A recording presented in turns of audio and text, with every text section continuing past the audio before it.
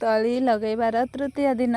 नमस्कार, मु गुरुवारी। आज मोर तली लगेबार 3 दिन हो 2 दिन हम मु एकुटिया तली मारिकी रोथली कारण आमर 2 दिन हम बहुत वर्षा होउतला, बिलरे बदल हो जाइतला, सेथिपाई मो लुक करनथिली। आज किंतु पाग टिके भल करिछि, सेथिपाई 2 जण लोक आसीचंती तली रोइबा पाई।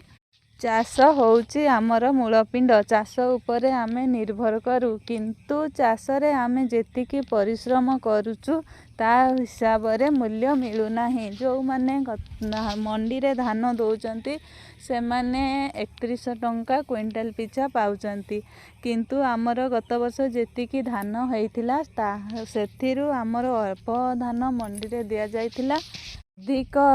अधिक धान बेपारी को देइथिलु, जहाँकि 1700 टंका क्विंटाल पिछा मिलिथिला। जदि जड़े चाषी 1700 टंका क्विंटाल रे धान बिक्री करुच्ची, ताहले से कौन तार परिश्रम हिसाब रे सठिक मूल्य पाई पारुचे कि? कमेंट रे जानेबे। वीडियोटी भल लागुतिले वीडियो रे गुटे लाइक कमेंट शेयर कर देबे। रहुची। जय जगन्नाथ।